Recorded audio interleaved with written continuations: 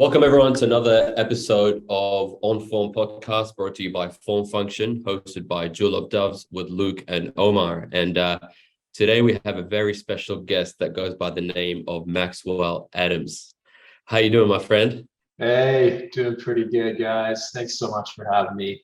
It's great to finally get this going on. Man, it's so good to have you. I think you were one of my artists that blew my brain when I first started to get into the one-of-one side. Not when I saw the one-of-one side, but when I started to think about doing it seriously. So I'm so happy to be have you on today and for us to get to know you a bit more for sure. Absolutely. Maxwell, for those who don't know you, are you cool just to give us a brief background of kind of who you are, what you're currently doing in the space, outside of the space, just a quick spiel? Yeah, for sure. So sort of as far as my art history, I've been working as a production artist in film, television, and video games. So I've been doing that for over a decade, just across all different mediums. Got into NFTs about November and slowly started to think about my first collections, which dropped end of December. Then I've been kind of full on at that ever since and have released about 3 collections now. Yeah, awesome, man. Your style is very distinct. Like when you look at the artists across the different marketplaces, when you see a Maxwell piece, it's a Maxwell piece. There's no denying it. There's no one else that's trying to do that style. Talk us through that a little bit. How did you kind of get to that point of having such a defined, branded is probably not the right way to use, but when you look at it, you're like, cool, that's a Maxwell piece, so the branding, I guess, is a byproduct of that, isn't it? Yeah, definitely. It kind of plays off each of the elements. That's something that I always try to establish. It's just if that piece exists on a wall somewhere, I just want to have that instant readability, whether it's just something that's a signature style, which for me is a very specific flowing line. I've been drawing kind of like that for probably 20 years now. So It's just evolved over time. I first really got into that style when I was in high school, and I was vandalizing math books and textbooks, and it just started off as this automatic drawing process where I would just really start doodling, kind of like phone call doodles where you're just talking to someone and you're just your brain is just doing one thing and your other side of his brain is doing the other. Yeah. So I just kind of really leaned into that. And one thing I loved early on was when I first saw a topographic map, just the bird's eye view of a mountain and how the rings of different depth level came from that, paired off with studying the rings of a cut tree. So wood grain and then topographic maps is sort of really what launched the style that we see sort of today. And I love working this way because it's a very flowing, freeing way to draw. And I feel a lot of people have their own sort of notation, but I feel it's just I've kind of carved out my own path just with how I draw, and I haven't really decided to really veer from that. It just comes to me naturally, and it's evolved over time into more of a form and more of a way to sort of lead the line, just with a little bit more sort of intricacies that maybe just weren't there or had the same thought behind it. Yeah, absolutely. And looking at your art and just hearing that brief explanation, everything just kind of falls into place in terms of how easy your art is. Very easy on the eye, and the simplicity is crazy good. But then when you start looking into the details, you're like, whoa, okay, there is actually some complexity to the layers and the textures and beyond that. For the naked eye to see it, it's yeah, I can see the lines. This looks excellent. It's free flowing, but as soon as you start zooming in, you're like, whoa, hold on. There's layers of things that the naked eye or someone who perhaps is not trained in art or doesn't look at art in that way, it starts to get really exciting, and it starts to get really I guess you dive into this I guess the word I'm trying to find is you find yourself in a position where you're getting lost in a piece and going, holy crap, okay, I've just looked at one piece for the last 5 minutes, looking at all these bits and pieces. Let me look at the next thing. You kind of just forget about like what's happening in the outside world and really get absorbed into that piece. How did you develop that style of detail beyond just kind of like the doodling and the easy way of kind of putting those lines in your pieces? Definitely. I think just over time, I just sort of trusted my process in my mind a little bit. Like I I've always been my own victim of like looking at what else is out there in the art world, or looking at very prolific illustrators or painters. Yeah. I definitely get inspired by it, but any moment that I've always tried to replicate, or be heavily influenced from that, I lose a lot of soul in my work. So over time, I'm just like, you know what? I think I have something that I developed that's uniquely personal to me. I'm just gonna trust it 110% and just lean into it. So just with the natural like flow from that is like all those little extra details that, maybe the average person's not really going to be zooming into every corner of a piece. Those are like moments for me in a way where I'm just like listening to some music and like hours will go by, and I'm just like just loving the process and just trusting the process. And Absolutely. Oftentimes I get pretty carried away. So like one of my biggest pain points sometimes with my work is it takes me a long time to make art. So like I sink in like 20 to 30 hours on some of my better pieces. And it's just like, you see it a lot with NFTs. There's those where you can tell there's the work that goes into it, and then there's a lot of like quicker slap together stuff. And it's very tough for me to just like spend an hour on a piece and then just pump it out. I wish I could work faster, but for my process to really work, it's just like a ton of line work, and like I get obsessive over every little line. And now that I'm working more with 3D painting, which I can get more into, I'm like finding unique moments to like emboss lines, use different textures, and really treat the digital medium kind of like physical medium. So I'm like logically, I'm thinking like, oh, where can I sand this level of an edge? Oh, where can I add some wood? Where can I add more canvas? Just like I just keep adding more layers and shit to the process that I just get obsessive over. And it's nice to see that people appreciate it, but it's at the end of the day, it's purely for myself. Yeah, I think you can definitely see that the depth in those details. Like it's not just details for the sake of detail. It doesn't feel like you can feel the layering, and it kind of adds a level of warmth to that depth.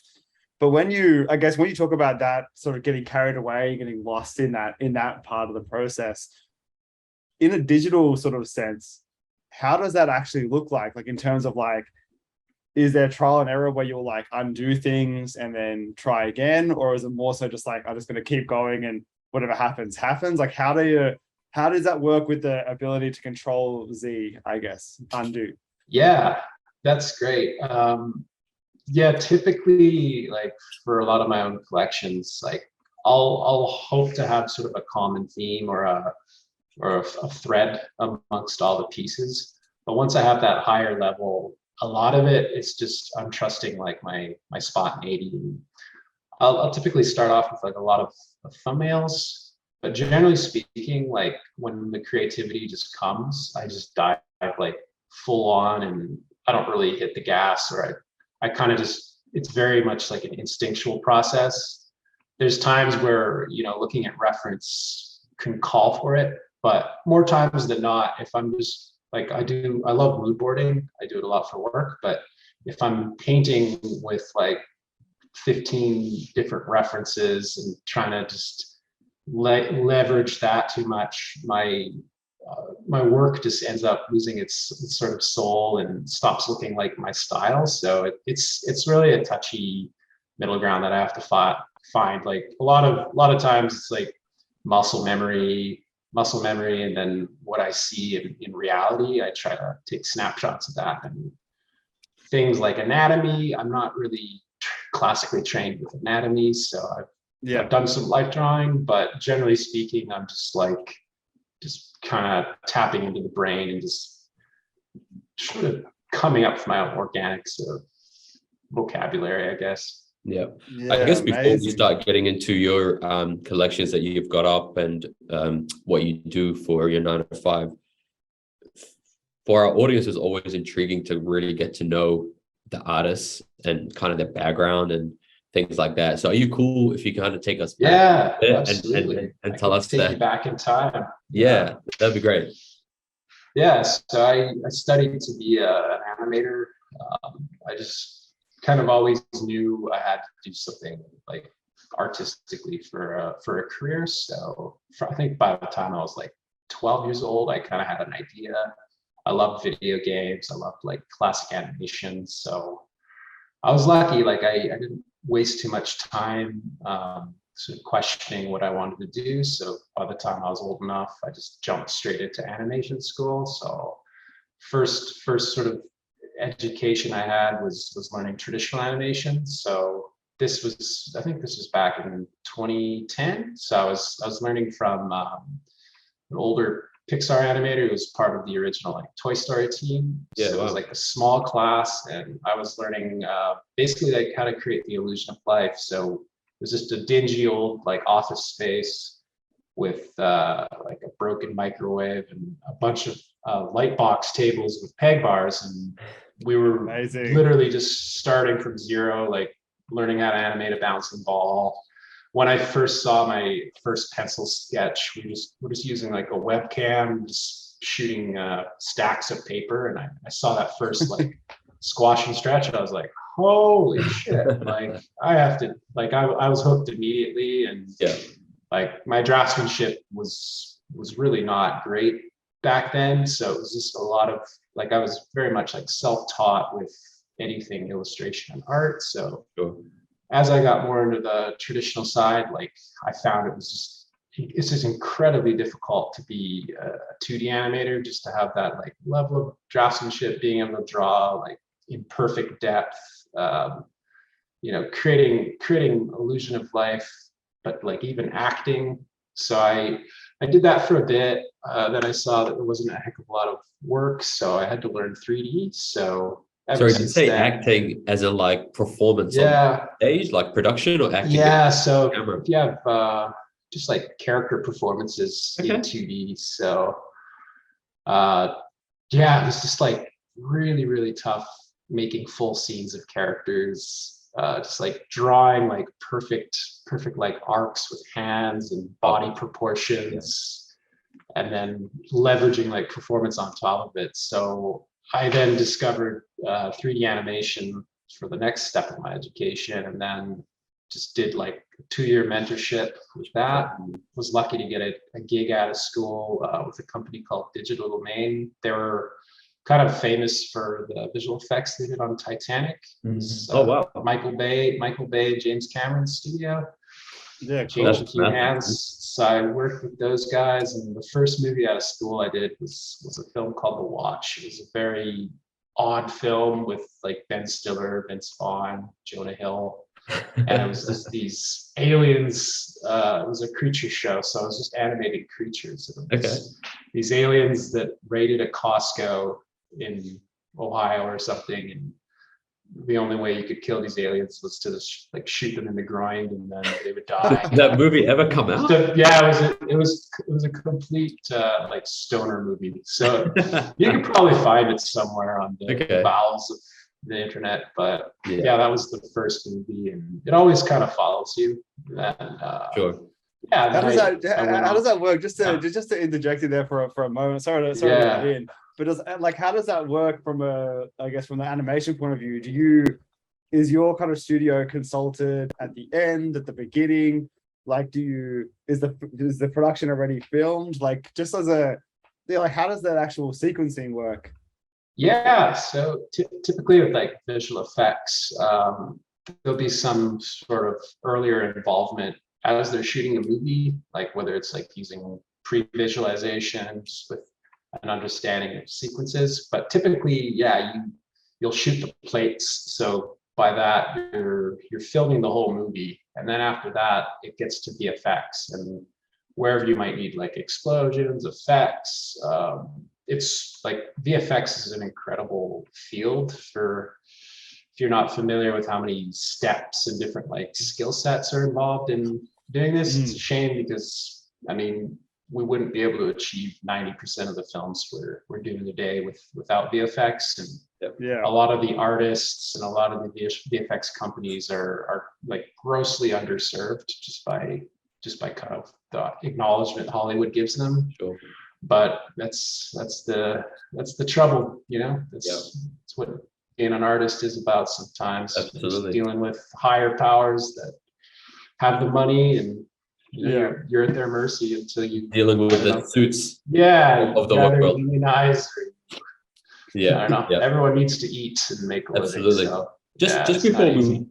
So Just before we move on to kind of that side of it, because you also have an IMDb profile in terms of the stuff that you've created, which I was just mind blown by, because I'm like, holy crap, like I've seen most of these movies, and I'm really excited to kind of dig into that. I guess talking a little bit more about your background and going a little bit further, growing up, did you have a nurturing kind of upbringing in terms of your creativity? Were you guided by your parents or relatives or siblings? Just kind of talk us through that process as a young Maxwell.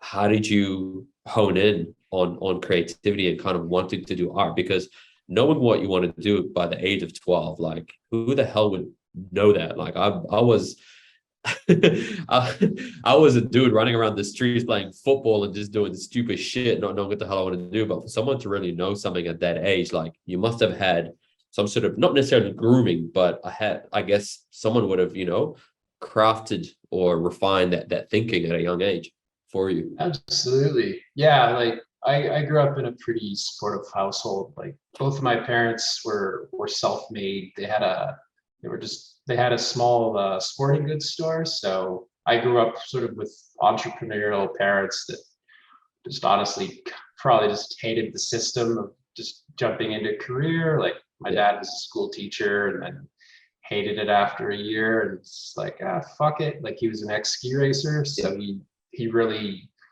took a lot of risk and believed in what he's capable of doing, and was sort of growing a small business for a couple of years. And, as you know, it's really tough getting started, but he was very persistent. And then my mother she was actually a fine artist. So she studied to be a painter and illustrator, and she just joined forces with my pops, and they ran a successful like ski business for about 30 years. Oh, wow. And they made a ton of sacrifice for my sister and I to even get the opportunities that we had, like just to go off on my own and just be a crazy artist. I think it took some time to win some ideas over as far as like the traditional confines of like education, but they always sort of knew that like I was not cut out for reality, whether it's just like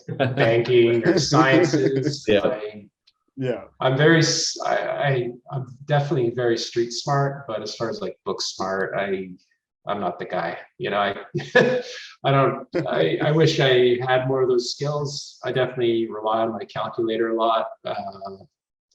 Sciences, math, any of that stuff. Like I was always just head in the clouds, like playing video games, drawing pictures, like just skateboarding with like very carefree intentions. And as much as I would try hard to study, it would just never work out. I would just get severe like exam anxiety. So absolutely. They were just, once they saw that, they're just very nurturing. They're like, you know what? Like we've seen what you're capable of. You seem to have a good idea what you need with your education. Like a university program is probably not going to work out for you. 4 years of finding your feet when you know exactly what you want to do. Sure. I was very fortunate that they were just trusting me and kind of let me really take that risk or that chance. Mm-hmm. But it's tough out there. There's a lot of families that still think your children need to get a degree and go to a traditional system of education, whereas nowadays with like online learning, there's so many different platforms that you can get a higher education that's not necessarily brick and mortar or stuck with old professors that, you know, Did your sister take a similar path as well in art? She definitely was more on the academia side. Okay. So she definitely was lucky enough to get an athletic scholarship. She was a really talented rower, so she went off to Florida for full ride, then London, then she's been in Australia ever since. So we definitely similar upbringing, but definitely different educational paths and maybe career paths to. I mean, I guess your parents have a balance now. They've got the artistic kid who's kind of just away doing his thing, and then the academic kid who's kind of like taking that side of things for them. So I guess it's a 50-50 with his It's 50-50. Yeah, that's really cool. Now that's thank you so much for sharing that with us. It's always cool to kind of understand kind of the historic events that's kind of led to where you are right now. So back to what you were saying in terms of the movies that you got involved in early on. It seemed like you got your education, you started honing in on your craft a little bit, but then you started working in movies straight away as opposed to gaming or any other industry. Did that kind of just organically happen, or were you more inclined or more attracted to that type of work?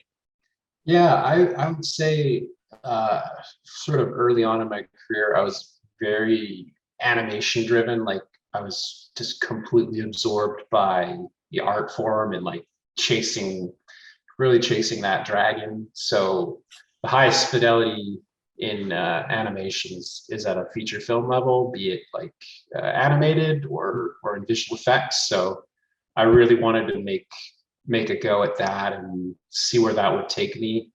And I did about 3 or 4 years of that and got the chance to work on a good handful of films. But I just sort of saw the industry as far as like post-production, and it was tough, man. Like I was working too much. It's not uncommon to get like a couple crunch periods per year. So it's not uncommon to be doing like 80, 90-hour weeks. You're really at the mercy of your clients. And, you know, I'm so used to just doing like 30 iterations of like one animation. Wow. So probably like a good reason why like my personal work isn't heavily animated yet. Probably stems from that. Like whenever all the work that I've been putting out there is really just the work that I would say I'm like untrained on. Like it's just pure like passion work that it's just like I'm making a complete like mental switch. It's like this is kind of my baby. I do this for my decompression. I do this because I have no one else but myself to be my harshest critic. And I just want a good separation between sort of the production world and just my own obscurities in art making. So, I mean, moving forward, that's kind of the mantra I'm trying to keep, is just have two separate paths. But I have been getting a good bit of insight on people just asking when I'm going to start porting over my animation skills, and I think in the next year or so, I think it's time to make some little short story stuff or little vignettes. I think leveraging like NFTs with like animation is in audiovisual stuff. It's really there's a huge sort of opportunity for that, and the medium's perfect for it too. So I love the fact that imagine when those two worlds collide though, because like you mentioned at the beginning, 20 years of like evolving this artistic style, the drawing style, and then thinking about those crazy hours doing an animation, and like even though in the 30 iterations and stuff like that, like even though it sounds horrible, like your skill and your talent would be like phenomenal. So imagine when both those worlds collide, and then what you can produce. I guess like it's gonna be wild to see what that is. You know, I'm in the process of just figuring out the best workflow, because I still want to keep a very much like flat 2D, very painterly style, but leveraging like 3D space with more of a 2.5D feel with like parallax and foreground, background elements.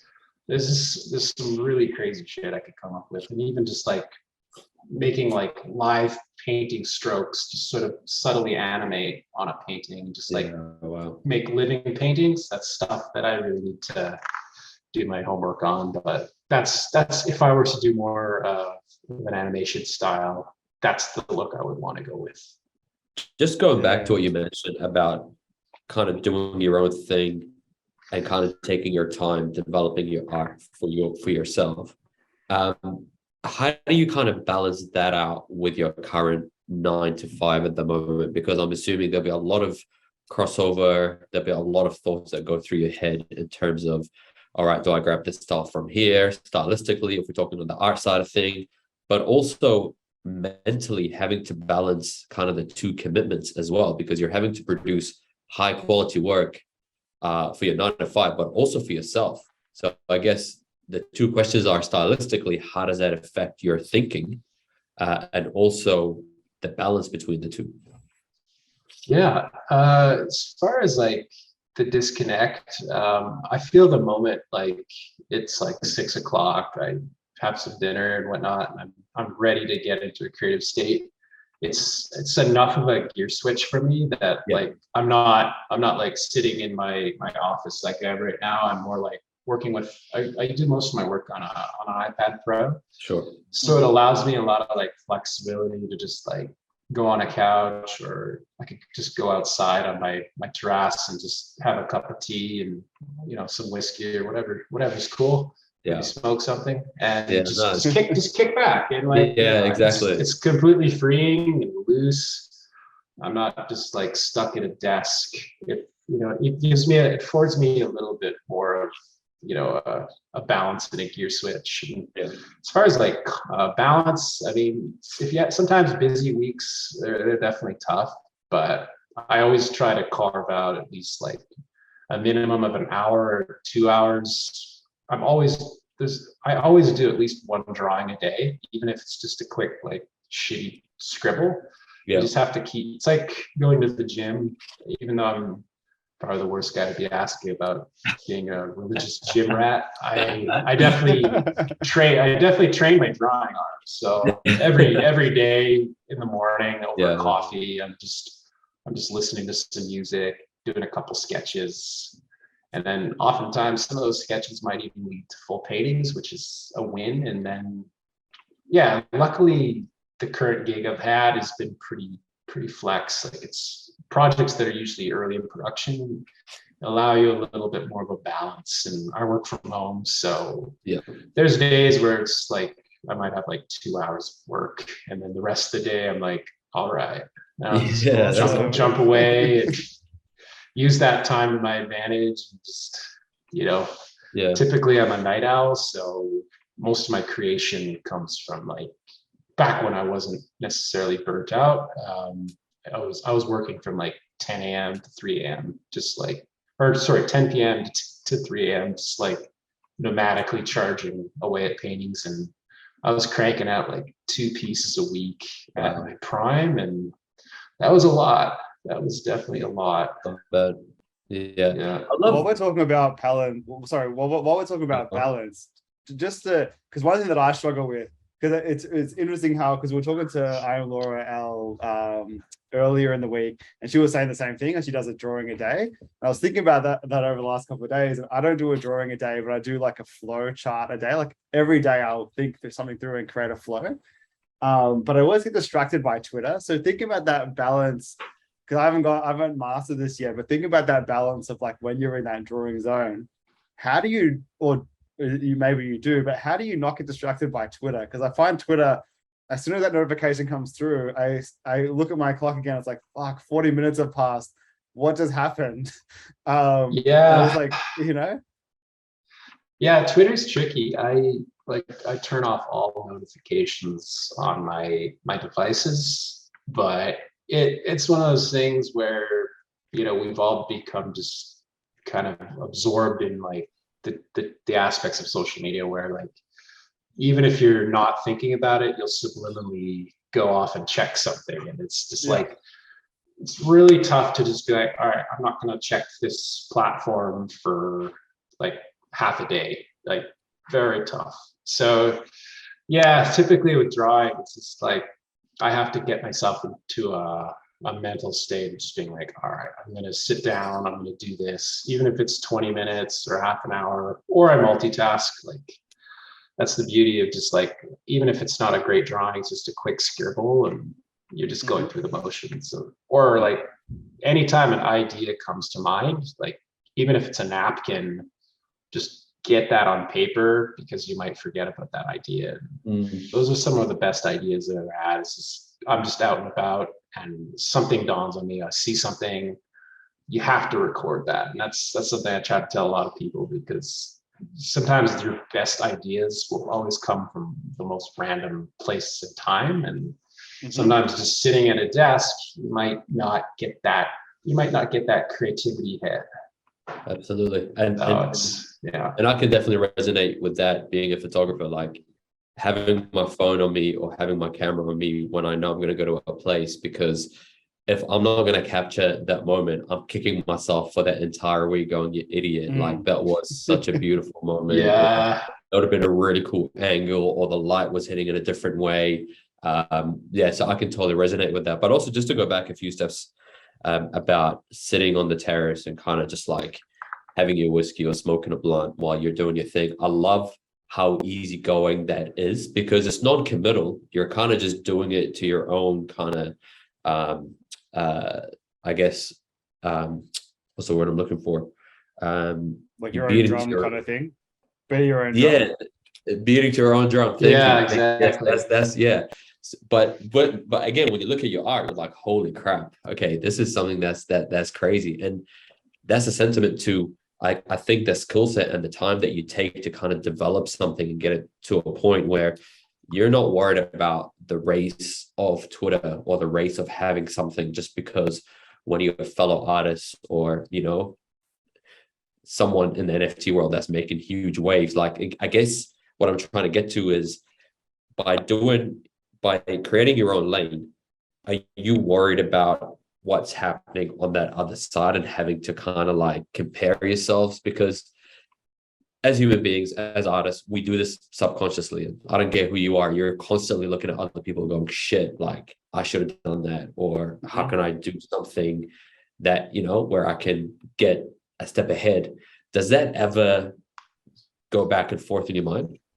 Oh, I think totally. We're all humans. We're not like immune to it. It's just how you manage it. I think the one thing I really enjoyed with the NFTs is just leaning into more of the entrepreneurial spirit. Like I've always sort of had this, you know, business sense from growing up with my family and whatnot. And I've always sort of found ways to just, even if I was broke, I always found ways to like hustle and make a buck, you know, just anything. Like I used to sell stickers that I would cut up little skate mags and just laminate them. I had a t-shirt business, just like always finding ways to just like market it or get it out there. So jumping into NFTs, like I was never a user of Twitter. So I was always pretty quiet and low key, like never would really post much, never would really engage. So that was something I had to overcome and just like jump into. And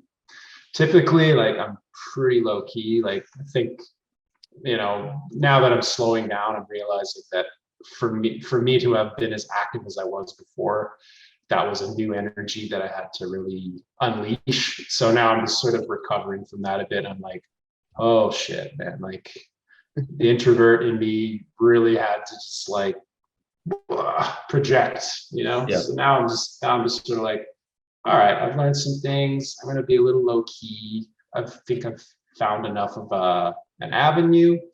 I still look at, you know, it's still very important to like look at who's successful and who's trying out new ideas and new concepts. But I more so just look at it with, you know, an eye of like admiration. And it's just like, hey, you know, you had a $30,000 sale.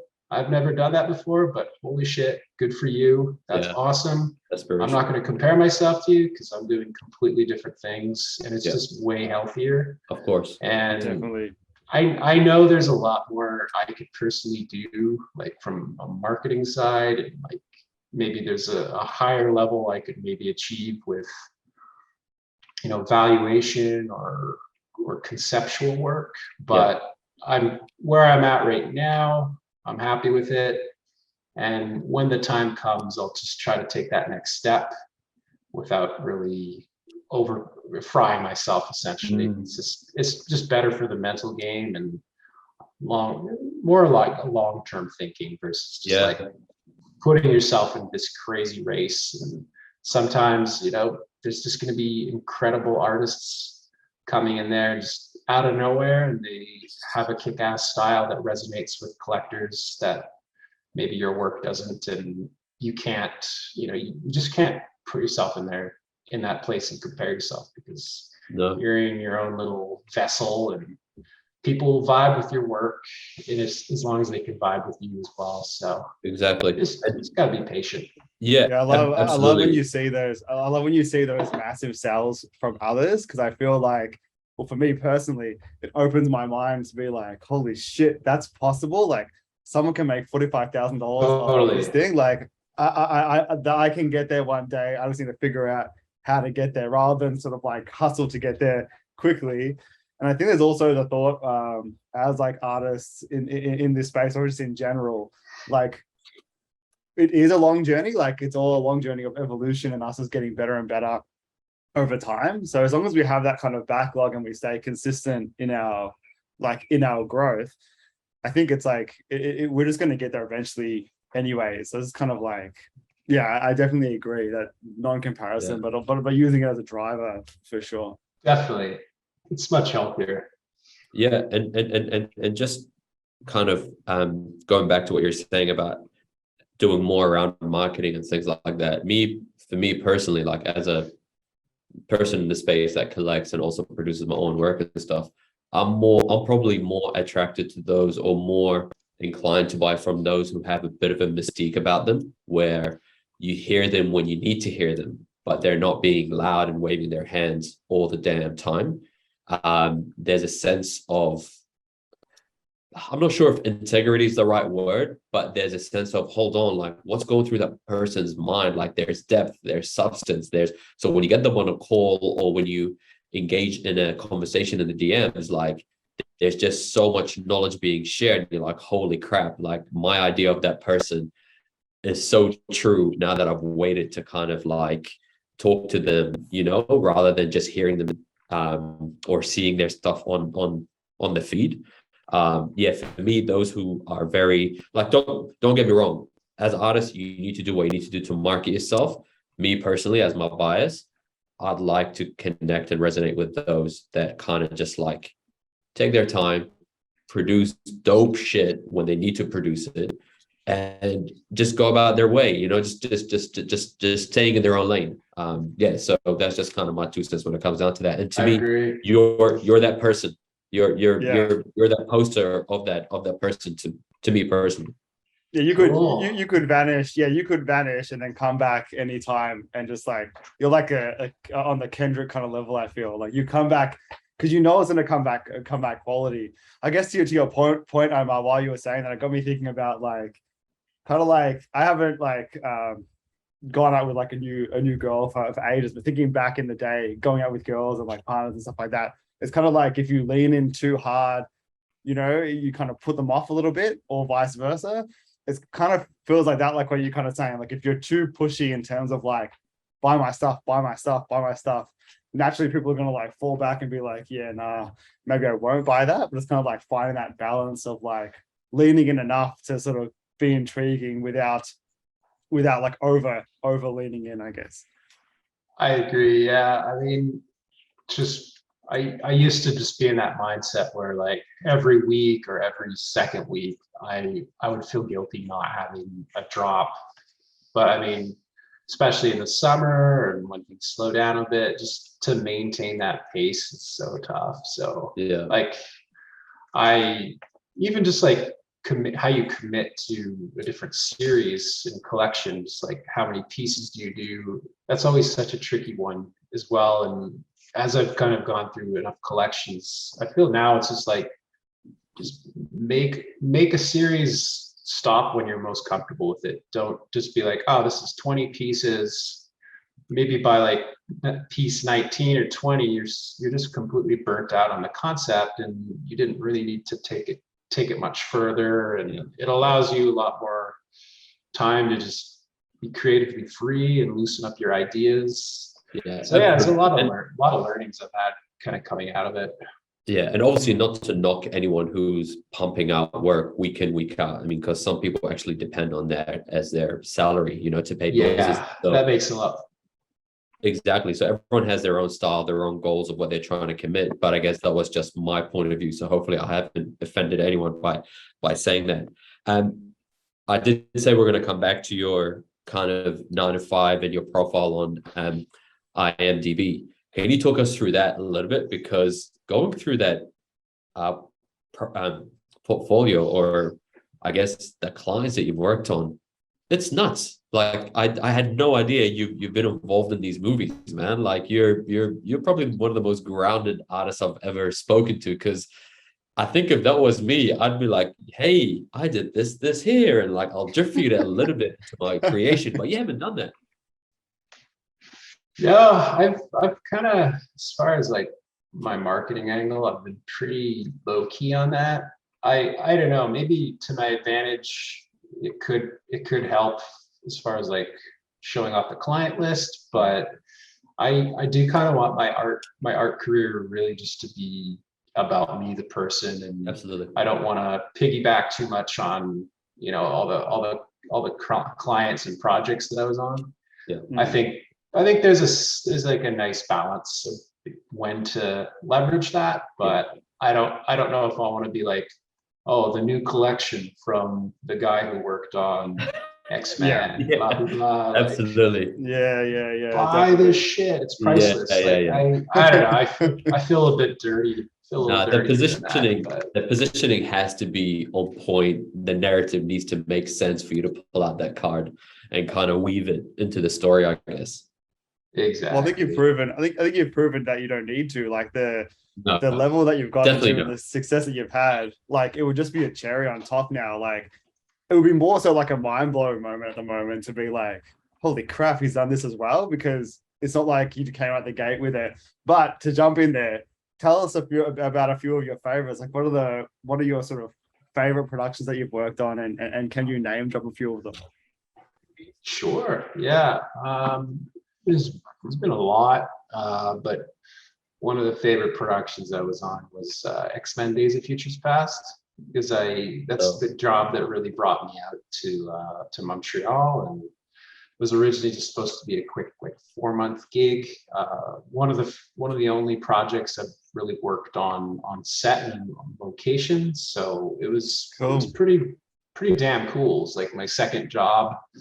I got to work on just seeing, like, I was working more in the pre-visualization side, so we're basically making sequences, in 3D that would then influence the physical shooting. So it was a really unique challenge, and it was super cool that I was working in the 3D world. Then I got to go downstairs in the set and see the life-size sets being built by all these different like artisans, and then like seeing the work I did that was just very rough 3D pre-visualization, and then seeing almost an identical layout of that on the big screen at the cinema. It's just like, wow, it's really unique to be a part of a team where you're able to have so much influence in, like, maybe over the cinematography and the choreography, to then see all these actors that you know and you've seen so many films hit those marks. And like one day I was working on a scene where if you saw the movie, Magneto was like stopping debris from the X-Jet. I was working on that sequence, and then Ian McKellen just was casually, because the dressing room was next to our studio space, he just walked over my shoulder, like messy old like grandpa hair, and he's like, "Oh, is that me?" I was like, "Wait, that sounded like Gandalf." So I had like nerdy sweat, tears. I was like, "Yes, yes, it is." That's where the conversation stopped, and yeah, it was pretty surreal. Yeah. That's so cool.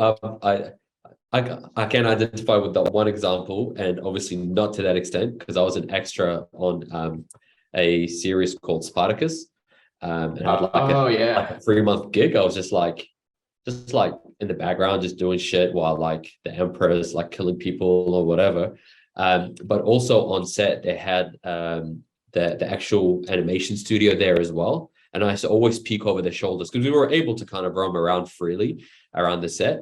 And some of the work that we're doing on sound and animation and stuff like that, I was so intrigued by it, but I don't have that type of bone in my body whatsoever to kind of get into that work. But it's so cool to see a scene being shot on a with a background as a green screen, and then how much elevation and kind of bringing it to that next level. So a lot of respect for what you guys do, like, and you probably don't get the kudos you deserve when it comes down to like award shows and stuff like that. But yeah, you guys are the ones that like really give it what it needs to have to kind of get it to that level. So yeah, that's awesome, man. Obviously we have shitloads of questions, but I can see that time is slowly creeping up on us. So let's get into some of the collections you've dropped on Formfunction, Exchange Art, and like any other marketplace that you've used, because from what I can see, you've dropped 3 various collections that are different, but still kind of maintain a similar kind of baseline stylistically. So if you could kind of talk us through that a little bit. Yeah, absolutely. So, I mean, the first collection I dropped was called the Cordyceps. Like before entering into the NFT sort of market, a year prior to when I minted some of these, I was just like concepting these psychedelic mushroom characters. Just came from really like much like a napkin idea, with like really no intention. I was never like growing up, I always hated mushrooms. I never really thought about it, and I wasn't really experimenting with psychedelic drugs at the time either. I definitely am now. So I like it on my pizza, and sauteing mushrooms. I'm down with that now. But I've evolved into this mushroom man. People refer to me in chats as the Mushroom King. I'm okay with that. I don't know if I've lived up to that title yet, but I want to make that a goal of mine. So yeah, I just got into these characters, and it's just very personal creations. And just as I'm learning more about mycelium networks and all these different species of mushrooms, I'm also understanding that there's it's almost like an alien species that really lives beneath us, and there's something really interesting and mystical about mushrooms. And like there's so much character development and world building and lore that I can start extracting from. So the first collection was really just like the entryway. It's just like most of the pieces were more like profile or portrait style, just to show off the character designs. So in my head, it was more so like the holders or collectors were basically investing in like the formative production art.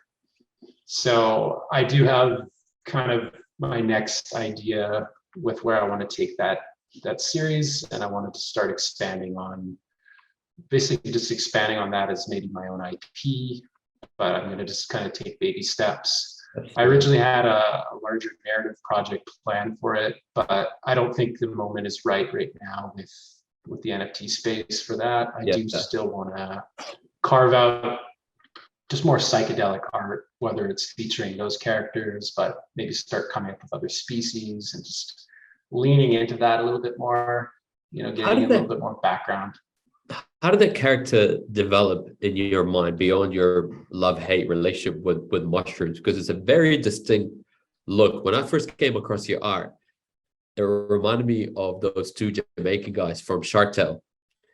the shark tail, like yeah, the yeah. RA guys, Octopus guys, I yeah, think. yeah, Yeah, because or no, they they're have this jellyfish, weren't they? jellyfish, correct? Yes, Yeah, because yeah. they've got like a similar head type thing, and like just the movement of them and stuff. So, and yeah, it's quite a specific thing. Like, how did you Super get to that specific. point? Yeah.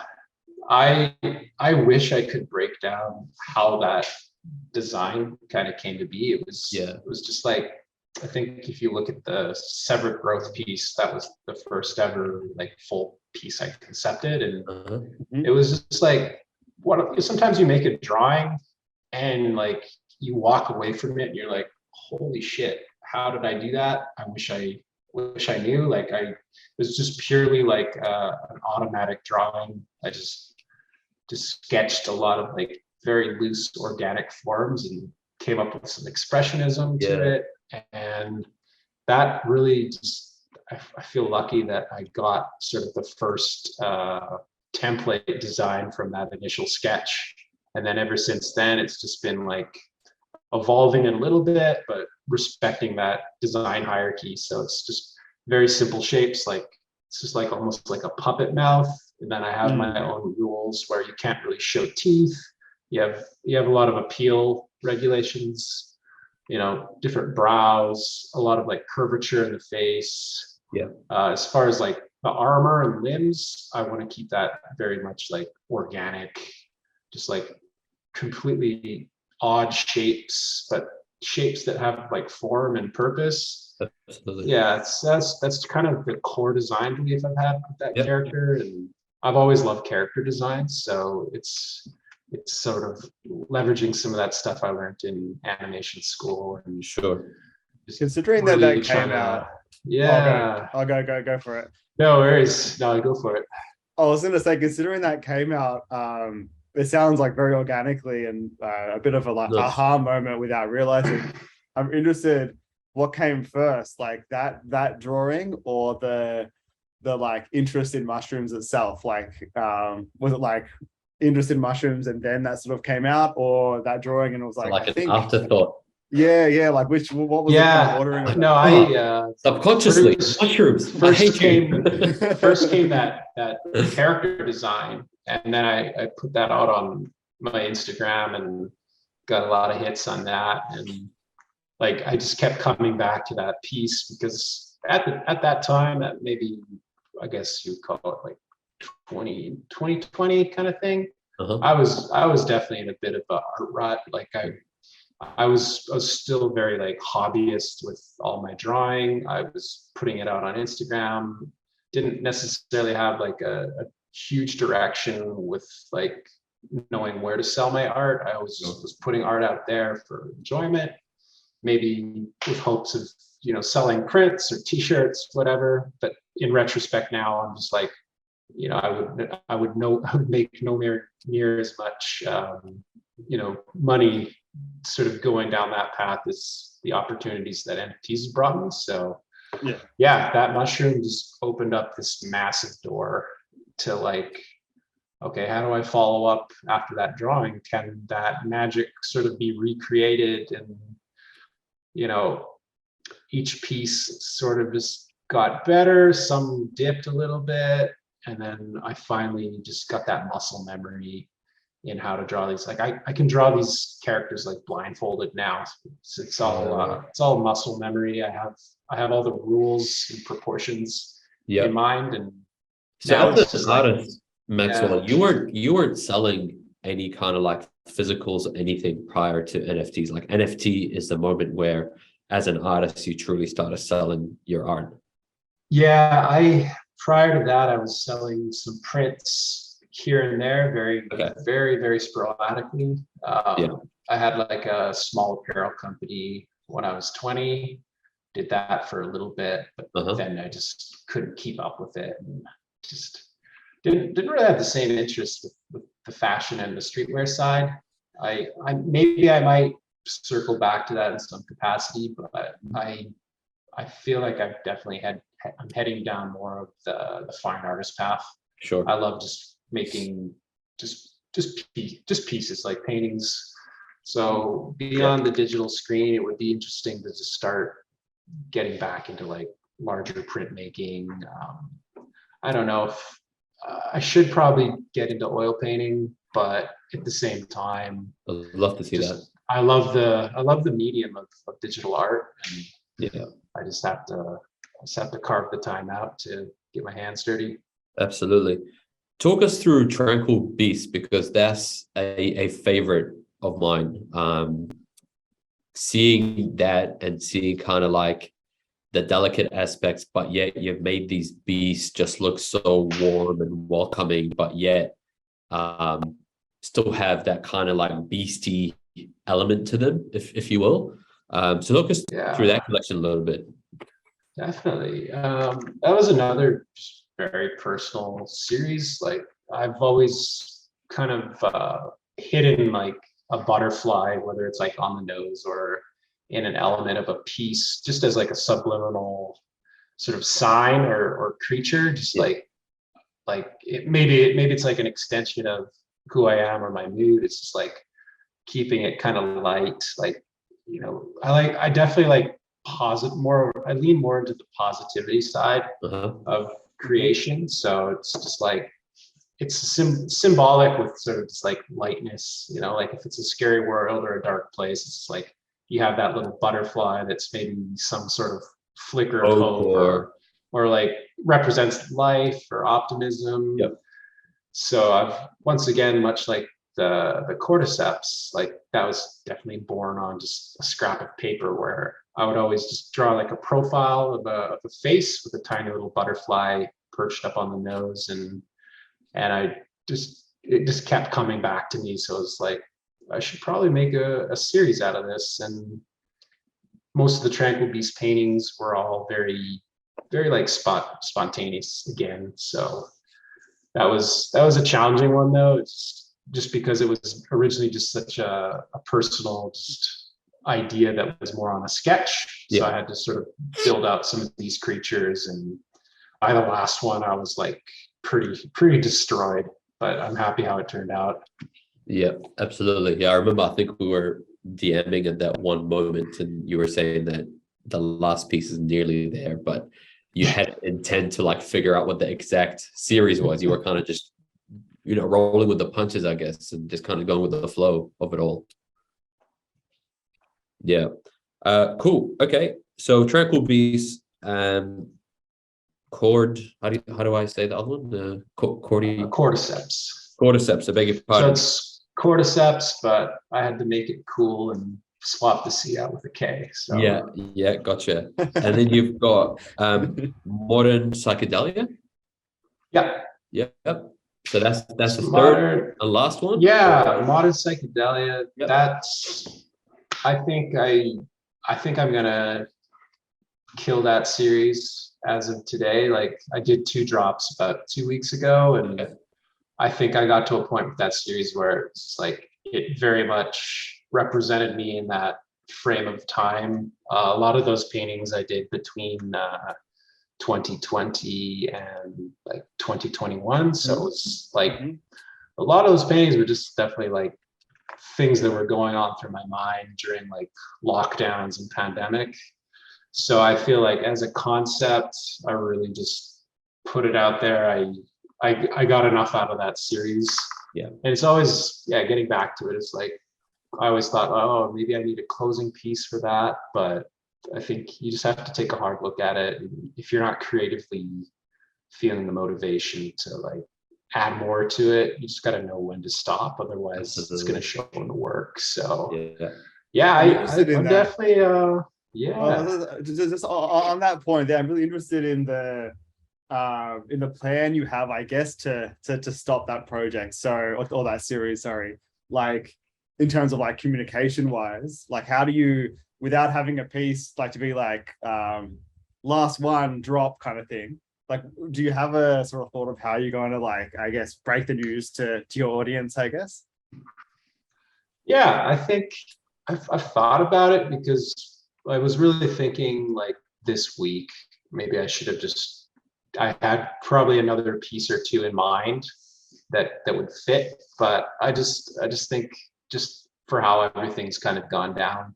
That collection just didn't need to be forced any more than necessary. So I think it's more of a thing. It's just like, hey, congratulations on everyone that's got a piece.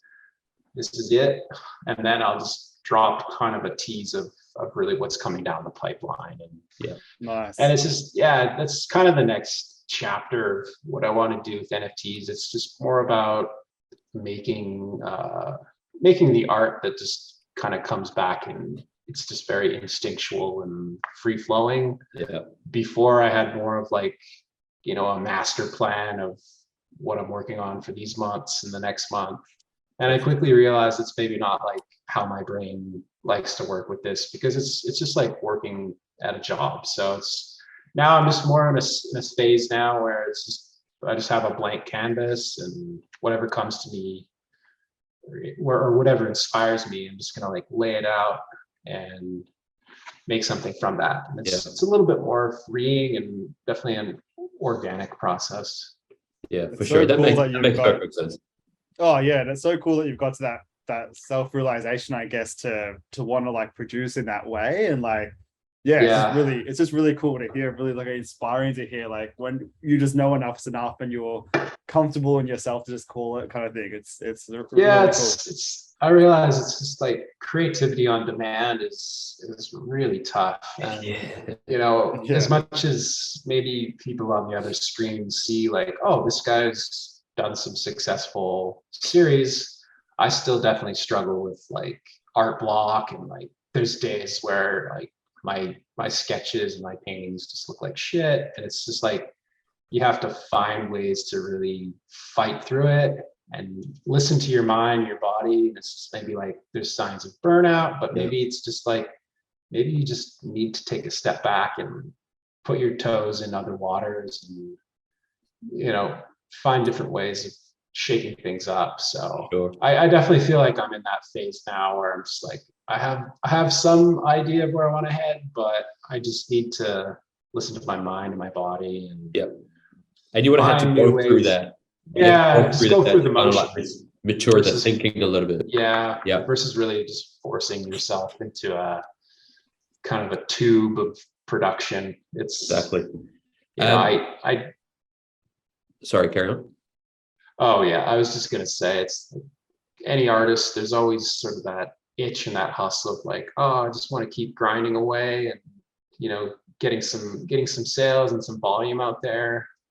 But you just have to listen to yourself and maybe take a step back, and you'll have even more success with whatever you're gonna make, versus chewing stuff out and maybe not being as motivated on what you're working on.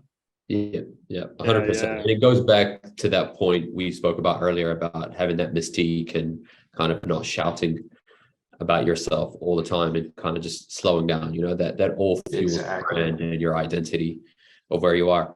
I also wanted to talk a little bit more about the collector side of Maxwell too, because you've got quite a vast collection of multiple styles of art, multiple mediums and things like that. Are you able to kind of talk to that a little bit, maybe just break it down for us? As far as my collector base, I've been lucky to get some pretty I think generally the collectors I have are quite eclectic. They definitely look for more of the obscurity, like comparing some of the other. You as a collector. Oh shit! Art that I buy. The art that you buy. Yes. What catches your eye? So you're also a collector yourself. Yes. Like, some of the stuff you've collected. You've got a really cool eye. Yeah. So typically, it kind of goes back to just my sensibilities. Like I'm always looking for the weird and the funky, and I mean I'm obsessive over art and style. So I generally see a lot of things in someone's craft that maybe the average collector doesn't see. So I can kind of sense the artist's sort of trajectory, and I don't know, to put it simple, it's like I can see the bullshit and then I can see like the genius. So absolutely, like there's a lot of digital art I'm exposed to on a daily basis. There's stuff where I'm like, okay, that person I know exactly the artist that they're stealing that style from, or I know exactly like, okay, that's probably 3 hours of Photoshop, or vice versa. And I love to just deep dive, and I've collected some pieces, mainly to support the other artists. Like I definitely like to have the ability to throw back into the ecosystem. So I did that a lot earlier, and then it was just more about like finding ways to have some secondary sales for other artists. So I picked a few artists that I thought were quite prolific, and they had just really interesting styles and stories, and I was lucky enough to use that as an investment and help those other artists sort of reach another height. So it's definitely like, as much as you want to hang on to the art, it's also just like very much like an ecosystem move. If people are supporting you all the time, you should really sprinkle some of that back in. But ultimately, you have to look out for yourself first, and Of course. Do what you're comfortable doing. Like, there's no right or wrong. No, absolutely not. Absolutely not. Yeah. And looking through some of the stuff you've collected, it's vastly different. But again, every piece is like, I've just gone through it now, and I had gone through it before. It's just like, wow, like it's some of the stuff that I'd love to collect when I get my soul up to a certain point, because it's just, some of the stuff is just timeless, and you're only going to see it as a one-off, like similar to your art as well. We're starting to wrap up a little bit here, and obviously the hour has gone by very quickly. Yeah. It feels like we've barely scratched the surface. But I guess one question that I'd always love to ask artists and collectors is that if someone's looking to kind of get into the space, and they're not too sure how to go about it, or they've got hesitation, what would be your advice for someone kind of looking to enter through the NFT space and really put themselves out there? Yeah, I would probably just take it slow, like be a silent observer, like just get in there and get a Twitter account, just get yourself involved with communities and groups, and slowly start sharing your art, maybe before you even mint it. There's a lot of like artists that just immediately start minting things without a necessary like strategy. And I mean, I can't say I was completely a strategist myself.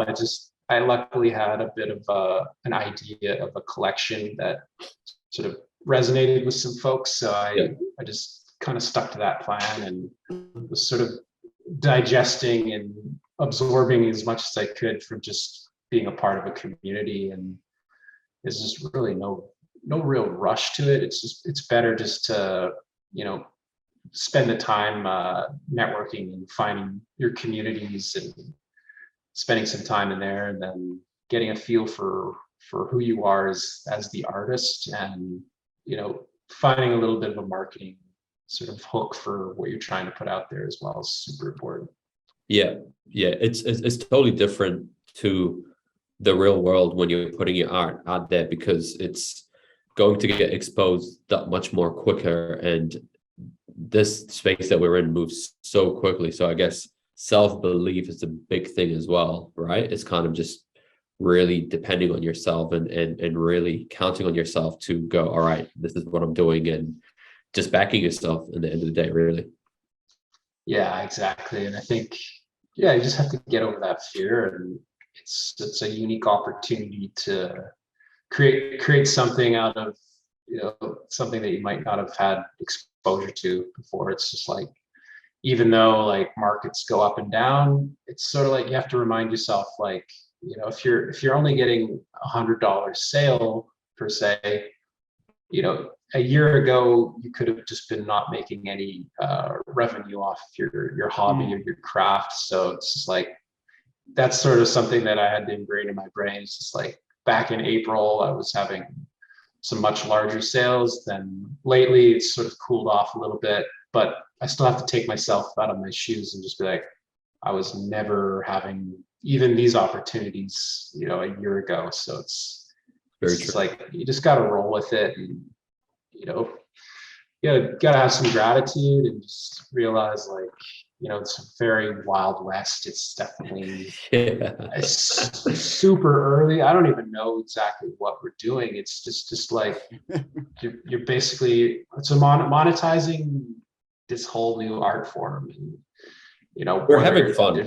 we're having fun. Like I'm definitely just having fun with it. Like if I were to just take away the money out of it, like it still very much feels like I've just been making monopoly money. Like I'm Yeah. lucky that I don't depend on the NFT sales. Yeah. But I mean, if it means that a lot more artists can eat and have a side hustle and maybe even support themselves full time doing it, I mean that's huge. So I hope in the future it just kind of keeps going down that path and opens doors for more creatives to just quit their day jobs and just do what they love full time, and create all their obscurities and just get paid for it. I mean, that's a huge win.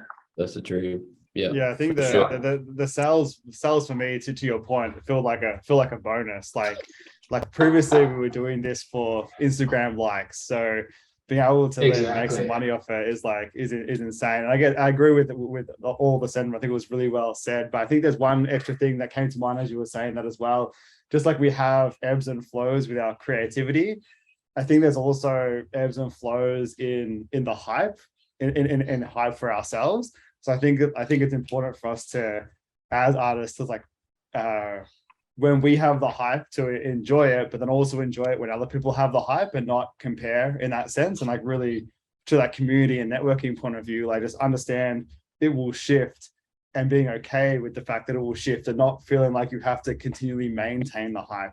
Because if you maintain like that, if you try and maintain the hype, you just go crazy. So I think there's like a nuance there to note also.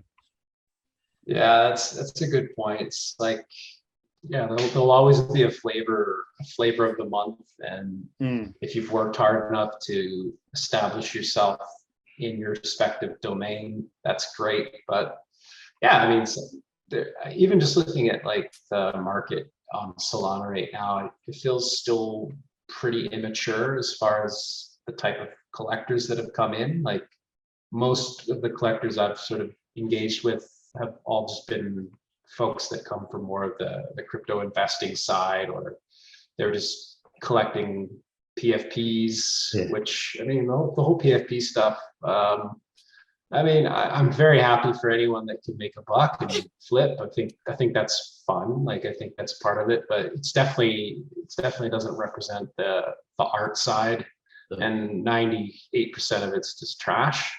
So I think there's definitely builders out there that are legitimately trying to make a Web3 brand, and you can really see it, but a lot of the other stuff is just like very low budget kind of cash grab stuff. So it doesn't necessarily represent like the type of real collectors that are just purely art appreciators. But over time, we're going to start getting more education and more of those pure art collectors into the ecosystem, and it's already trickling in. It's just very early. It feels. Yeah, for sure, absolutely.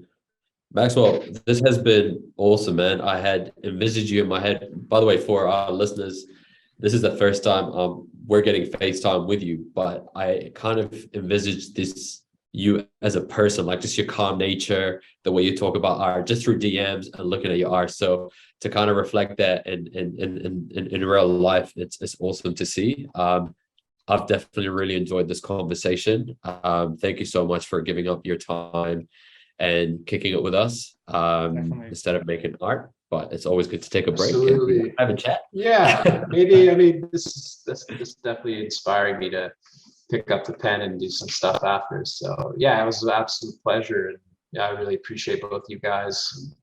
The energy that you've been really putting into the ecosystem. It's definitely contagious, and it's really appreciated. So yeah, thanks so much for having me on board here, and nice to finally catch up with you all. Absolutely, definitely. absolutely. For those who don't follow you or perhaps aren't in the NFT space and would like to follow you, plug yourself in. Please just tell us your handles and where they can find you. Sure. Yeah, I'm at Maxwell Adams Art on Twitter, then at Maxwell Adams on Instagram. Working on that website, so we'll have to wait on that one. But yeah, hit me up. I'm happy to talk all things art and obscurity. Awesome. Great. Thank you so much, man. We really appreciate your time. Cool. All right. Take care, guys. Chat to you Have a good later. one. Thanks so much. Bye.